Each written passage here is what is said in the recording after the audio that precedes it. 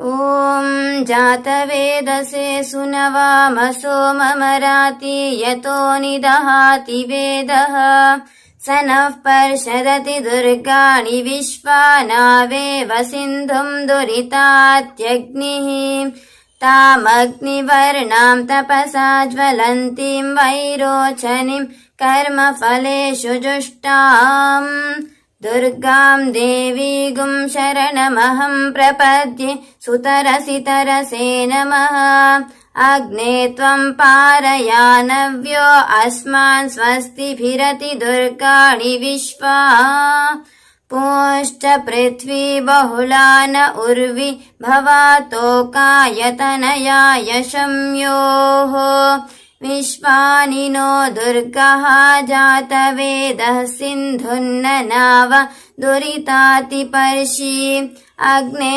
अत्रिवन्मनसा गृणानोऽस्माकं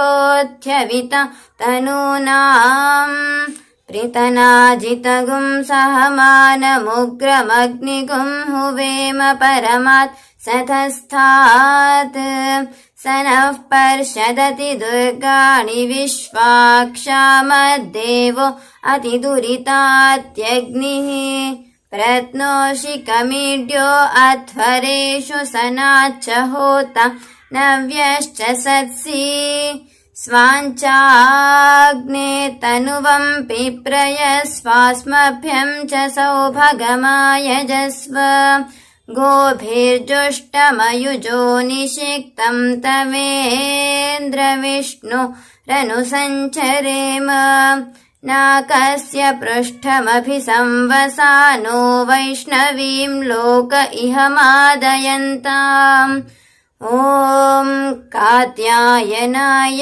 विद्महे कन्याकुमारी धीमहि तन्नो दुर्गिः प्रचोदयात् ॐ शान्ति शान्ति शान्तिः हरिः ॐ तत्सत्।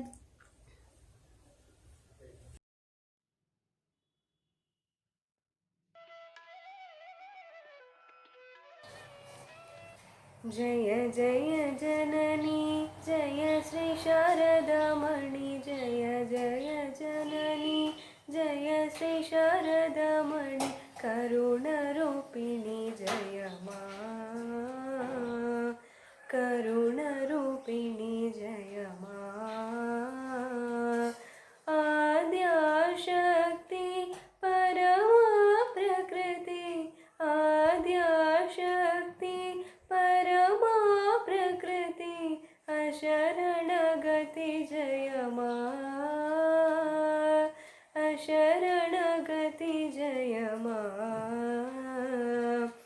जय जगतारिणि भवभयहारिणि जय जगतारिणि भवभयहारिणि दुर्गति निवारिणि मां दुर्गति निवारिणि मां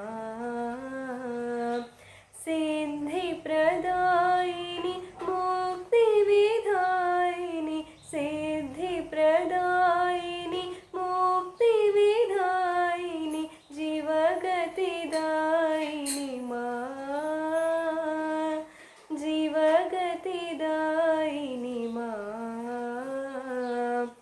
निखिल जगतमात जीवकल्याणरथ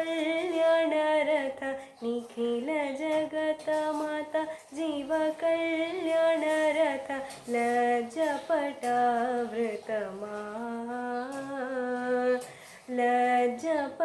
लज्जपटावृतमा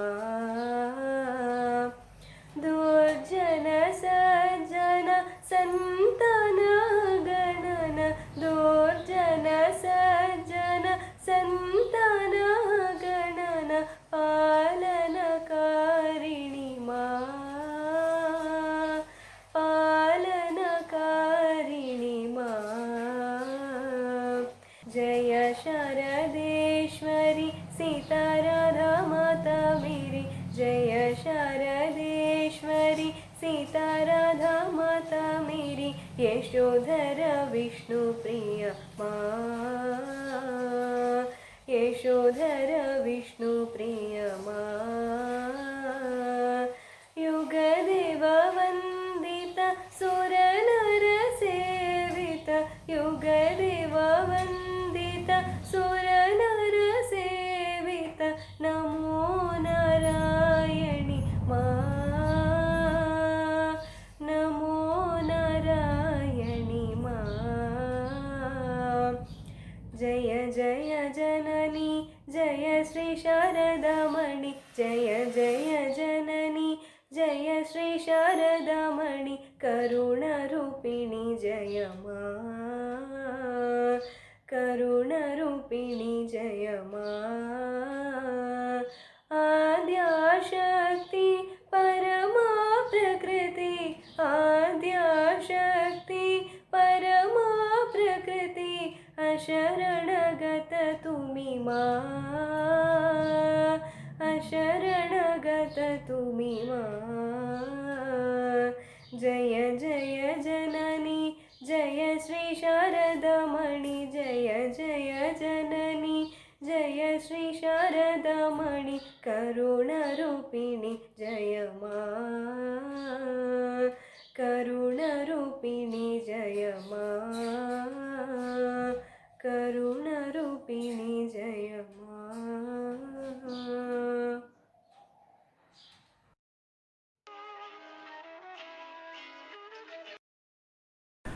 అందరికీ నమస్కారం.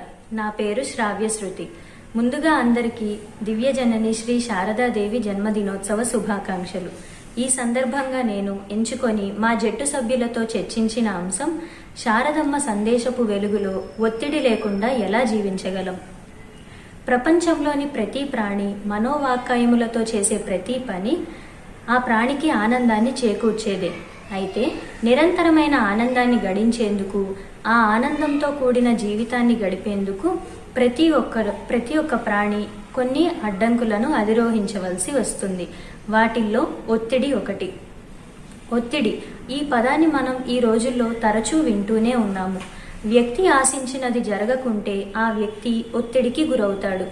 విద్యార్థి ఆశించే ఫలితం కావచ్చు, యువకుడు ఆశించే ఉద్యోగం కావచ్చు, వృద్ధులు ఆశించే ఆదరాభిమానాలు కావచ్చు.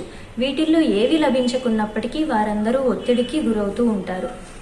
ఒత్తిడికి గురవుతున్న వ్యక్తులు దాని నుంచి విముక్తి పొంది ఆనందమైన జీవితాన్ని గడపాలని ఆశిస్తుంటారు. అయితే ఈ ఒత్తిడి అనేది ఆలోచన సరళిపైన, అలాగే పనితీరు పైన కూడా ఆధారపడి ఉంటుంది. మనం మన జీవితాలలో ఆలోచన సరళిని, అలాగే పనితీరుని ఏ విధంగా మలుచుకోగలిగితే దీని నుంచి విముక్తి పొందుతాము ఇప్పుడు మనం మన శారదాదేవి సందేశం ద్వారా తెలుసుకుందాము.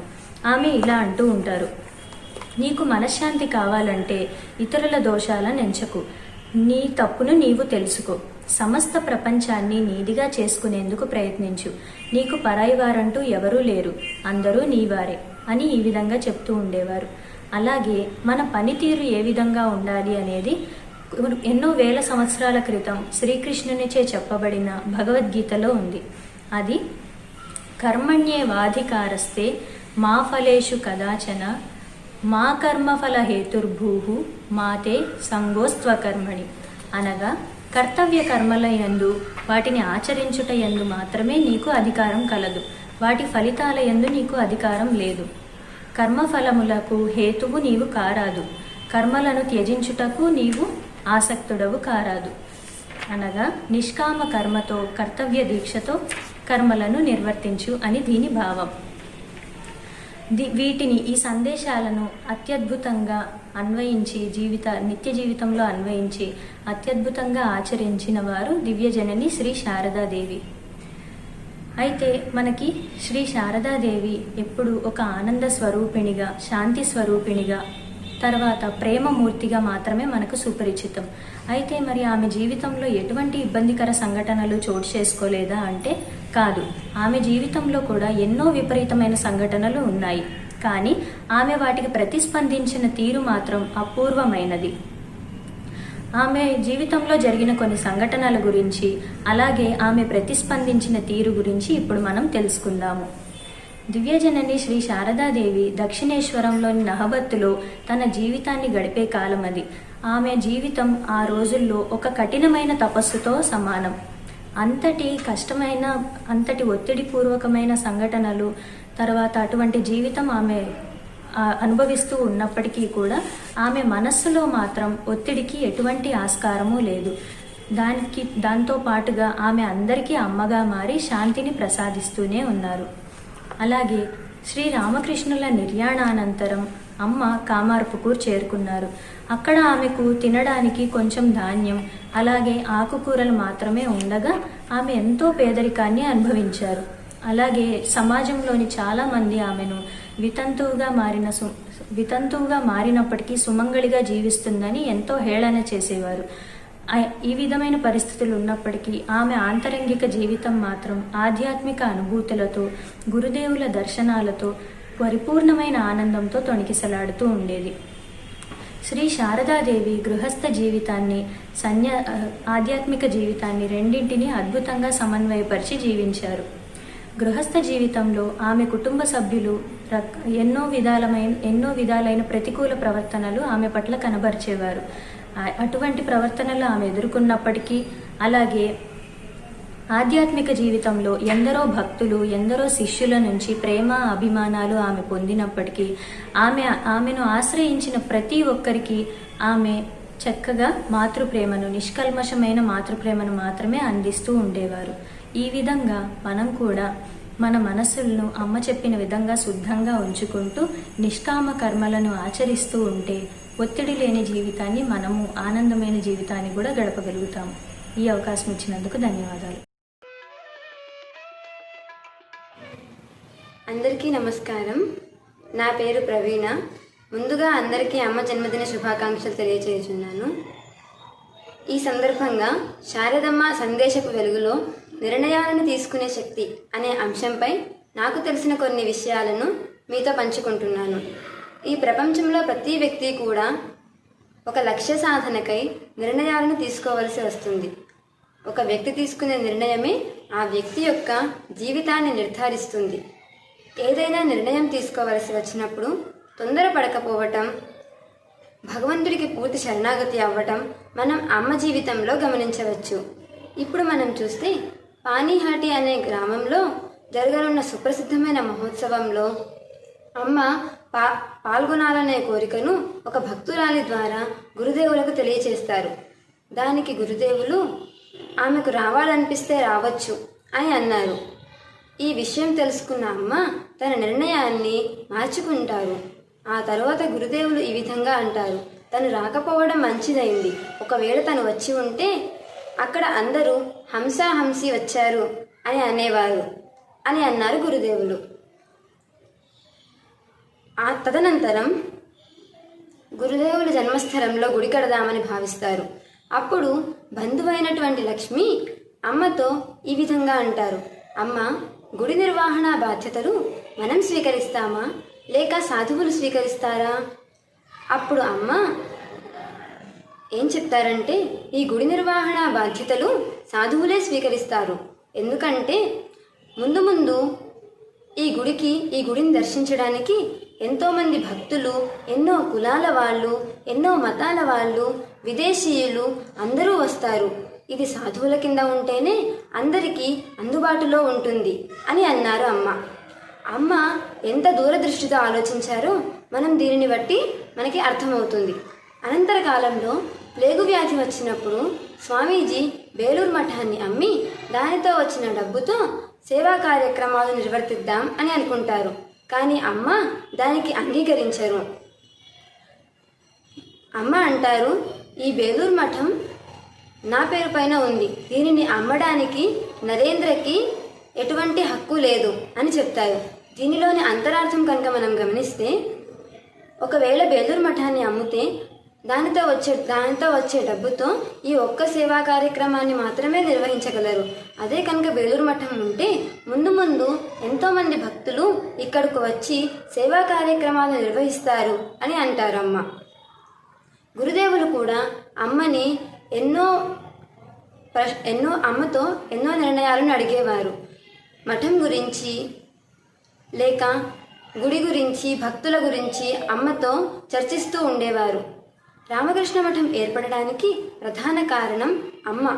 అమ్మ జీవితం మొత్తం ఎన్నో ఇబ్బందికర సంఘటనలతో కూడుకొని ఉన్నా దానికి తగ్గట్టు అమ్మ తను నిర్ణయాలను తీసుకునేవారు. అమ్మ తీసుకునే ప్రతి నిర్ణయం అందరికీ సబబుగా ఉండేది. రామకృష్ణ మఠంలో వచ్చే ప్రతి సమస్యకి, మఠం యొక్క నియమావళికి సమయోచితంగా అమ్మ తన నిర్ణయాలను తెలియచేసేవారు. ఎటువంటి సందేహ నివృత్తికైనా, ఆధ్యాత్మిక సలహాకైనా అటు గృహస్థ భక్తులు, ఇటు సన్యాస శిష్యులు అమ్మను ఆశ్రయించేవారు. అమ్మ తీసుకునే ప్రతి నిర్ణయంలో స్వార్థ చింతన లేకుండా సూక్ష్మగ్రాహ్యత కలిగి ఉండేవి. మనం కూడా అమ్మల సూక్ష్మగ్రాహ్యత కలిగి ఉండి తగు నిర్ణయాలను తీసుకుందాం. నాకు ఈ అవకాశం ఇచ్చిన పెద్దలందరికీ నా ధన్యవాదములు. అందరికీ నమస్కారం. నా పేరు భవాని. ముందుగా మీ అందరికీ శారదాదేవి జన్మదినోత్సవ శుభాకాంక్షలు. నేను శారదమ్మ సందేశపు వెలుగులో పరస్పర సంబంధాలు అనే అంశం గురించి మాట్లాడదలుచుకున్నాను. దివ్యజనని అయిన శారదాదేవి ఒక కూతురిగా, ఇంటి పెద్దగా, భార్యగా, కోడలిగా, జగజ్జననిగా తన బాధ్యతలను ఎంతో చక్కగా నిర్వర్తించారు. అవి మనకెంతో ఆదర్శవంతమైనవి. వాటిని గురించి మనం తెలుసుకుందాం. శారదాదేవి ఇంటికి పెద్ద కూతురు అన్న విషయం మనందరికీ తెలిసిందే.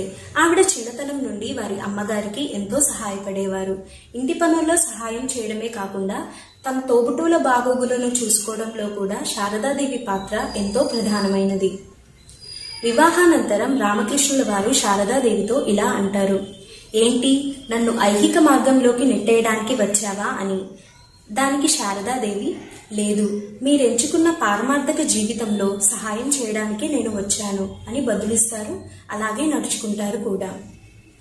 రామకృష్ణుని గురువు అయిన భైరవి బ్రాహ్మణి గురించి మనందరికీ తెలిసిందే. ఆవిడ శ్రీ రామకృష్ణులు శారదాదేవితో సన్నిహితంగా ఉండడం చూసి అది తన శిష్యుని యొక్క బ్రహ్మచర్య జీవితానికి భంగం వాటిల్లుతుందని శంకించేవారు. అదే విషయం గురించి రామకృష్ణుని వారితో చర్చిస్తారు కూడా. కానీ ఆవిడ ఆశించినదేదీ జరగకపోవడం చేత కోపానికి గురి అవుతారు. ఆ కోపాన్నంతా శారదామాత పైన చూపిస్తారు. ఇంతకు పూర్వమే రామకృష్ణుల వారు తన గురువుని సొంత అత్తగారిలాగా భావించి సేవించాలని శారదమ్మకు చెప్పి ఉంటారు. ఆవిడ అదే విధంగా తన కోపాన్నంతటినీ ఏమీ పట్టించుకోకుండా ఎంతో భక్తితో, శ్రద్ధతో సేవిస్తారు. తరువాతి కాలంలో భైరవి బ్రాహ్మణి కూడా శారదామాతని కోడలిగా స్వీకరిస్తారు. రామకృష్ణుని తల్లి అయిన చంద్రమణి దేవి నహబత్తుకు పైన అంతస్తులో నివసించుచున్న విషయం మనందరికీ తెలిసిందే. ఆవిడ శారదాదేవి పేరును పూర్తిగా పిలవకముందే శారదాదేవి ఆవిడ వద్దకు వెళ్లి ఆవిడకి కావలసిన పనులన్నీ చేసి పెట్టి ఆమెకి సేవించేవారు. దీన్ని బట్టి మనకి శారదాదేవికి పెద్దలపైన, తన అత్తగారి పైన ఉన్న గౌరవం తెలుస్తుంది. అలాగే కోడళ్ళు ఎలా మెసులుకోవాలో అన్న విషయాన్ని మనం గ్రహించాలి. బందిపోట్ల సంఘటన గురించి మనకి తెలిసిందే. ఆ దంపతులను శారదాదేవి తన సొంత తల్లిదండ్రులలాగా భావించేవారు. వారి సహకారంతోనే తన తోటి వారిని కలుసుకున్నారు. కాలానంతరంలో ఎవరైనా ఆ సంఘటన గురించి అడిగినప్పుడు అమ్మ చెప్పడానికి ఇష్టపడేవారు కాదు. ఎందుకంటే ఆ సంఘటన గురించి ప్రస్తావించినట్లయితే తనతో ఉన్న తన వారిని గురించి కూడా చెప్పవలసి వస్తుంది. దాని ద్వారా వాళ్ళు చిన్నబుచ్చుకోవడం అమ్మకు అస్సలు నచ్చేది కాదు. అందుకని ఆవిడ చెప్పేవారు కాదు. రామకృష్ణుని నిర్యాణంతరం తర్వాత తన శిష్యులను, బాగోగులను కూడా ఎంతో చక్కగా చూసుకున్నారు శారదాదేవి. వివేకానందుల వారు సోదరి నివేదితను అమ్మ వద్దకు తీసుకొచ్చినప్పుడు ఎంతో ఆప్యాయంగా చూడదీసేవారు. ఆవిడ పాఠశాల ప్రారంభించిన తరువాత కూడా తన సూచనలను, సలహాలను అందించేవారు. అలాగే సోదరి నివేదిత చేసిన ప్రసాదాన్ని కూడా ఎంతో భక్తితో సేవించేవారు. ఆ రోజుల్లో ఒక విదేశీయురాలిని ముట్టుకోవడం కానీ, ఇంటికి రానివ్వడం కానీ అసలు ఉండేవి కాదు. కానీ శారదాదేవి ఆవిడను ఎంతో ప్రేమాప్యాయతలతో చూసుకునేవారు.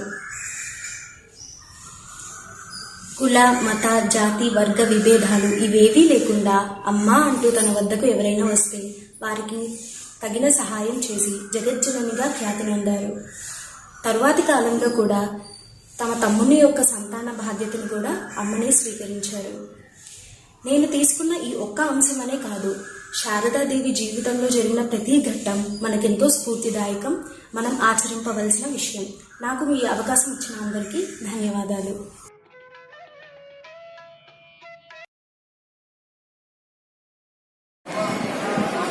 అందరికీ నమస్కారం. నా పేరు రేణుక. అందరికీ అమ్మ శ్రీ శారదాదేవి జయంతి శుభాకాంక్షలు.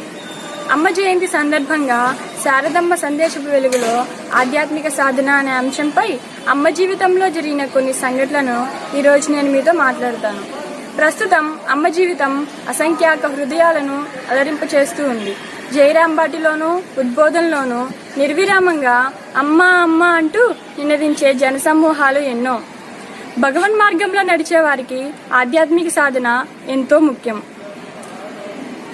ఇతరులకు సేవ చేయడం అనే సేవా ధర్మానికి ఒక కొత్త రూపాన్ని ప్రసాదించి సేవనే సాధనగా లోకానికి అందించిన వ్యక్తి భగవాన్ శ్రీరామకృష్ణులు. ఈ సేవా ధర్మాన్నే ప్రతిఫలాన్ని ఆశించకుండా భగవంతుని కోసం చేసినప్పుడు అది ఒక ఆధ్యాత్మిక సాధనగా రూపుదిద్దుకుంటుంది. గురుదేవుల దర్శనము, ఆధ్యాత్మిక దర్శనాలు, అనుభూతులు అమ్మ ఆంతరిక జీవితాన్ని పరిపూర్ణం చేశాయి. పేదరికము, ఒంటరితనము తప్ప అమ్మ ముఖ్యమైన 2 సమస్యలు ఆధ్యాత్మిక అనుభవాలతో పరిష్కృతమయ్యాయి. మాతృదేవి ఆధ్యాత్మిక ఉన్నతోన్నత స్థితులలో సదా నెలకొనేవారు. కొన్ని సమయాలలో అమ్మ ధ్యానం చేయడానికి కూర్చునేటప్పుడు బాహ్య స్మృతి పూర్తిగా కోల్పోయేవారు. ముఖమంతా ధూమకాట్లతో పుల్లయిపోయేది. స్ఫురణ కూడా లేకుండా ధ్యానంలో లయించి ఉండేవారు. అప్పుడప్పుడు దివ్య పారవశ్య స్థితులలో మగ్నులై బాహ్య జగత్తునంతా మరిచిపోయి యమునా నదీ తీరంలో చెప్పరాని ఆనందంతోనూ వేగంతోనూ నడవడం మొదలుపెట్టేవారు. యోగిన్మా తదితరులు పరిగెత్తుకుంటూ వెళ్లి అమ్మను పట్టుకుని తమతో పాటు తీసుకురావాల్సి వచ్చేది. అమ్మ తనను తాను పూర్తిగా మర్చిపోయింది. అమ్మ చేష్టలు, నడత అన్నీ శివుణ్ణే జ్ఞాపకం చేసేవి. ఎవరైనా పేరేమని అడిగితే అమ్మ శివుడు అంటూ చెప్పేది. భక్తుడు, భగవానుడు భిన్నలు అనే అంశం ఇక్కడ మాయమవుతుంది. మాతృదేవి కూడా గురుదేవులతో భిన్నులు కారని ఒక సంఘటన మూలంగా మనకు తెలియవస్తున్నది. ఇలాంటి ఆధ్యాత్మిక అనుభవాలు అమ్మకు ఎన్నో కలిగి ఉంటాయి. దక్షిణేశ్వరంలోనూ బృందావనంలోనూ తపోమయ జీవితం గడపడమే కాకుండా ఆ తరువాత జీవితంలోనూ అమ్మ దగ్గరకు అసంఖ్యాక భక్తులు వస్తూ ఉండేవారు. అయినా ఉదయం నుంచి సాయంత్రం వరకు అమ్మకు ఎన్నో పనులు ఉన్నప్పటికీ జపధ్యానాలు మాత్రం నిర్ణీత సమయంలో చేసేవారు. ఎన్ని పనులలో ఉన్నా కూడా అమ్మ సాయంత్రానికి 1,00,000 జపం చేశానని చెప్పేవారు. అమ్మ జీవితం నాకెంతో ఆదర్శం. ముఖ్యంగా భగవన్ మార్గంలో నడుస్తూ ఆధ్యాత్మిక సాధన చేసేవారికి అమ్మ జీవితం ఎంతగానో తోడ్పడుతుంది. జపం, ధ్యానం, వైరాగ్యం ఇలాంటి విషయాలలో నేను ఎల్లప్పుడూ అమ్మను ఆదర్శంగా తీసుకుని భగవన్ మార్గంలో నడవడానికి ప్రయత్నిస్తూ ఉంటాను. నాకు ఈ అవకాశాన్ని ఇచ్చిన మాతాజీలకు నా ధన్యవాదాలు.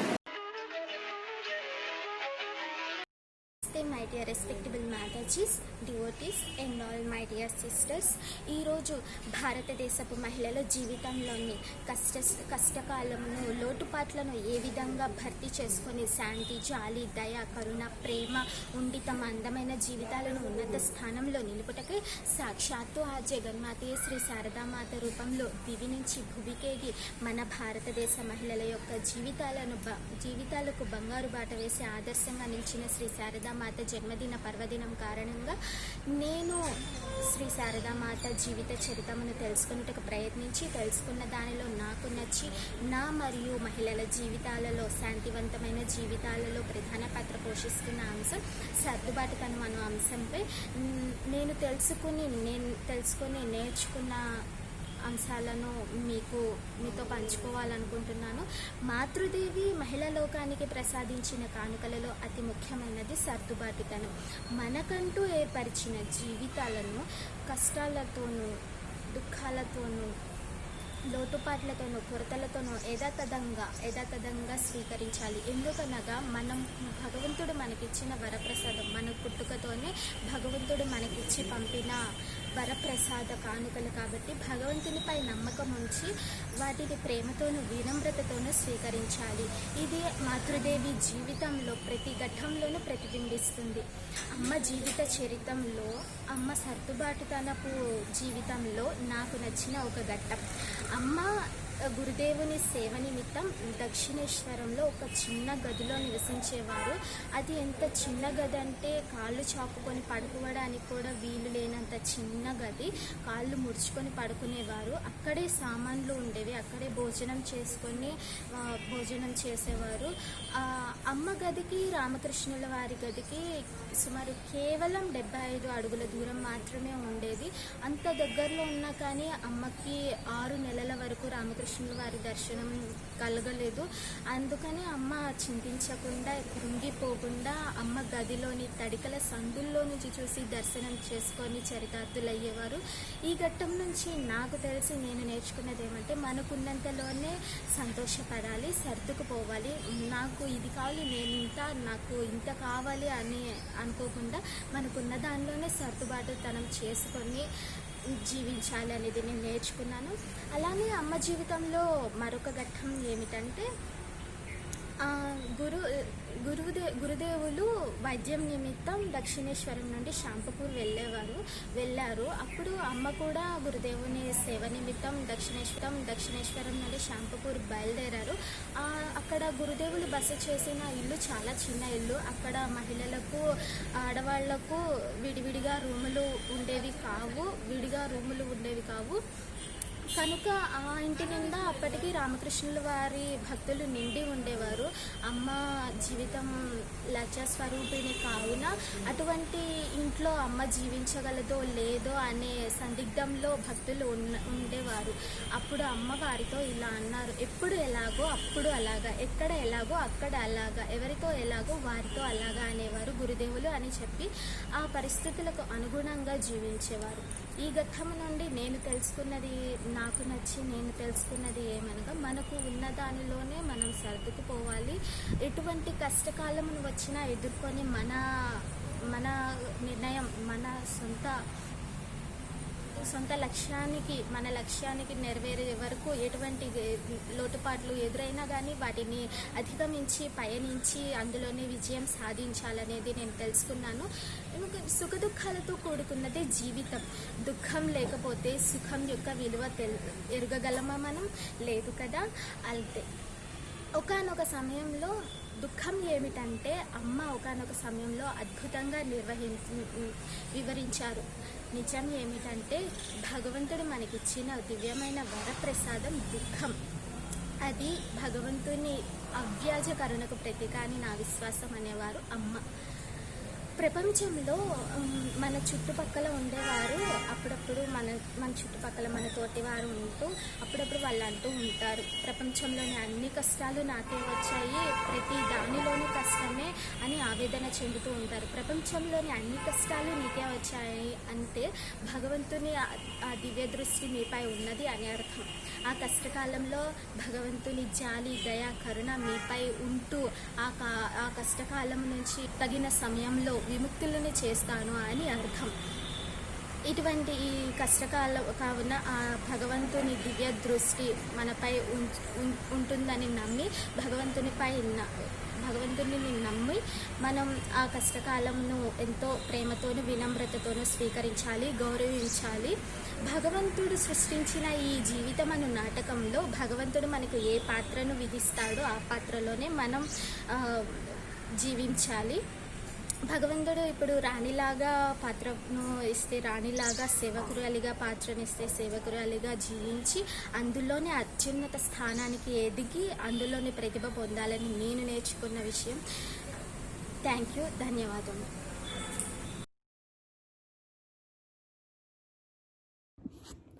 Namaste. My name is Harini Mandulpu, and today I'll be talking about how Holy Mother has set a good example for our generation and generations to come. For the longest time, Swami Vivekananda had been wanting to build a permanent monastery on the bank of the Ganges. After his return from the West, he decided to put his thoughts into a tangible vision. However, just after securing the land for the construction site, a plague broke out in Calcutta of 1898. Immediately after the news, Swami Vivekananda wanted to make plans for relief work. But without the money, this path was not possible. After consulting with his brother disciples, they concluded that if necessary, they can sell the land for the mutt to redeem the money, As sannyasins, they were prepared to sleep under trees and live on alms as they did before. They thought selling the mutt was a small price to pay in order to relieve thousands of helpless people who were suffering during this time. However, before they put their plan into action, Swamiji was reminded to consult with Holy Mother, as she too could have some insightful words on this matter. Holy Mother was not on board with this plan. As she usually supported Swamiji's projects, this was one she could not stand with. She said, "My son, no, you cannot sell the mutt property. This is not your mutt. It belongs to the master. You are my heroic sons. You can spend your lives under the trees, but those of my children who will come in the future will not be able to live under the trees. This mutt is for them." Will the purpose of Belur Mutt end after conducting only one relief work? The objectives of the Master's missions are many. The infinite ideas of the Master will spread all over the world in the future. His mission will continue through the ages. In comparison to Swamiji's well-educated background, Holy Mother's education was lacking thereof. Yet, she was able to proceed with the right attitude and properly conclude a decision without subjecting herself to her emotions. Swami Vivekananda allowed himself to view the matter irrationally and instead allowed his emotions to influence his decision heavily. Holy Mother was able to overcome that with a cool and collected head and make this meticulous decision. Thank you.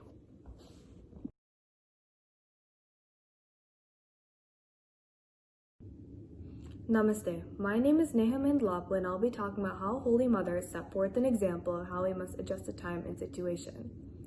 In today's society, there is so much friction and misunderstandings among ourselves that we lose a peace of mind and we tend to suffer from fear and anxiety. So most of our problems develop due to a lack of communication and faith in each other. We can solve many of our problems through frankness, humility, and making accommodations for whatever is fit for our circumstances. Sri Ramakrishna taught the Holy Mother, please adjust according to time, place, and person. The Holy Mother's tiny room in Nahabat in Dakshineshwar was octagonal, so its length and width was 7 feet 9 inches, and the height was 9 feet 3 inches. And the door was 2 feet 2 inches, and the height was 4 feet 2 inches. And she also had to pass through that low of a door. She recalled that the door in the Nahabat was so low that at first I would bump my head against the upper frame, and one day I got cut on the head. Then I became accustomed to it. The head bent itself as soon as I approached the door. In that very room, she used to cook for Sri Ramakrishna and his young disciples. The Holy Mother also used to share that room with female devotees as well. Even though she was living very close with Sri Ramakrishna, there were times that she wouldn't even see him for a week.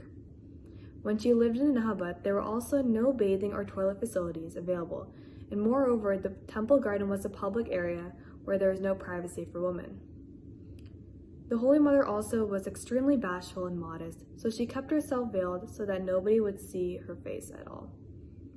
During the dark hours of the morning, she would go to the jungle of the bank of the Ganges to answer the call of nature and then also take a bath in the Ganges. Once in the early morning of darkness, she also almost stepped on a crocodile. Later, Yoganma, a woman devotee of the Master, realized her predicament and arranged for an outhouse to be built near the Nahabat. The Holy Mother underwent all these difficulties in order to serve the Master. Even living in such a small room, with her own words, she said, "The days I lived in Nahabat were the best days of my life." Another story that demonstrated Holy Mother as a prime example for the importance of adjusting time, place, and people was her journey to Kolpara. It was winter 1919. The Holy Mother went from Calcutta to Vishnupur by train and then by 6 bullock carts to Kolpara. She and her disciples stopped at Jaipur, which was 8 miles away from Vishnupur, and began to cook near a roadside inn. The cook began to prepare dal, and the mother was very happy to see all the arrangements for cooking. The mother washed her hands and feet in a nearby pond and then helped by cutting the vegetables. By the time most of the cooking was done, the cook broke the rice pot while removing the extra foamy water. The cooked rice was scattered all over the ground. They were in a dilemma, and the disciples thought if they bought another pot and cooked more rice, it would be too late to reach Kolpara, and moreover, the road was not safe to go in anyway. They still had to cross another 14 miles. The mother was not upset at all. She slowly removed the foamy part of the straw ladle and collected the rice from the top. She then washed her hands and took out the master's pitcher from her tin box and put it on the corner. She took out a sal leaf, put some rice, dal, and vegetables on it, and then placed it in front of the master. With folded hands, she prayed, "Master, you have arranged this food for us today. Please eat it quickly while it is warm." Observing the mother's behavior, we must remember to act and adjust according to time and situation. Thank you.